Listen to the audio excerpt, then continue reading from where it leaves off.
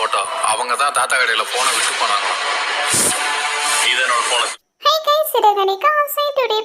இப்போ வந்து அங்கே ரொம்பவே எல்லாருமே வந்து ரொம்ப ஹாப்பியாக இருக்காங்க. ஏன்னா முத்து வந்து திருப்பம் வந்து அவங்க அம்மாவுக்கு மீனாக்கு கடை எங்கே இருந்துச்சோ அதே கோயிலில் வந்து வச்சு ஓப்பன் பண்ணி வந்து தந்துடுறாங்க. இப்போ வந்து மீனாவோட அம்மா ரொம்பவே சந்தோஷமாக இருக்காங்க. மாப்பிள்ள, இந்த இவ்வளோ பெரிய உதவி பண்ணியிருக்கீங்க, இந்த உதவி வந்து நான் என்றைக்குமே வந்து மறக்க மாட்டேன் சொல்லிட்டு ரொம்பவே ஹாப்பியாக ஆகுறாங்க. இப்போ இந்த விஷயத்த வந்து இப்போ விஜயாவுக்கும் ரோகிணிக்கும் வந்து தெரிய வருது.